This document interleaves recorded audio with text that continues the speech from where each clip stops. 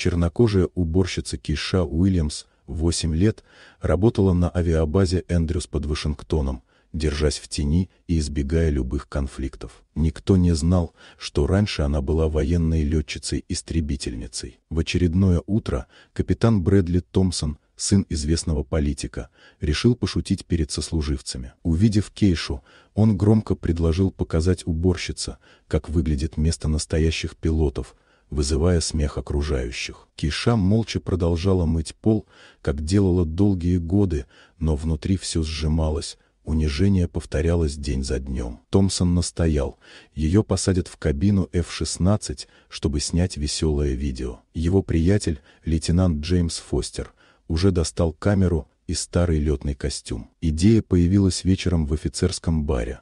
Пусть уборщица посидит в истребителя и станет объектом всеобщего смеха. Кейша молча надела комбинезон. Никто не обратил внимания, что она застегивала ремни и проверяла экипировку уверенными, точными движениями, такими, какие бывают только у тех, кто делал это сотни раз. Когда она поднялась по лестнице и села в кабину, ее тело буквально изменилось. Спина распрямилась, дыхание стало спокойным, взгляд собранным. Окружающие лишь хмыкнули, но несколько старших механиков насторожились. В ее движениях было что-то слишком знакомое. Томпсон прокричал, чтобы она ничего не трогала. Но было поздно. Кейша уже проходила последовательность запуска, и двигатель F-16 загудел ровно и уверенно. Механики переглянулись.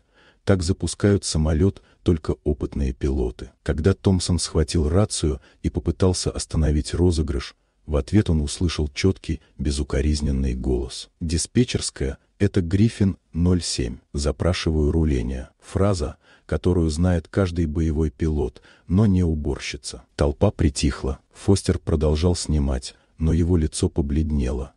Кейша не колебалась ни секунды, работая с приборами так, как будто самолет был частью ее самой. 8 лет назад она была капитаном Кейшей Феникс Уильямс, первой чернокожей женщиной, командовавшей элитной авиаэскадрильей США. Ее карьера рухнула после того, как она обнаружила доказательства коррупции генерала, связанного с семьей Томпсона. Кейшу подставили, лишили звания и фактически вынудили исчезнуть. Она выжила, но ее имя официально похоронили. Теперь, сидя в кабине, она больше не могла прятаться. F-16 выехал на линию руления так ровно, что механики замолчали. Один из ветеранов шепотом сказал: «Я видел такую технику только у пилота по прозвищу Феникс». Томпсон побледнел. Он знал, что Феникс объявили погибшей, но самолет уже готовился к взлету, и Кейша впервые за долгие годы снова была там, где должна быть, за штурвалом. Она приняла решение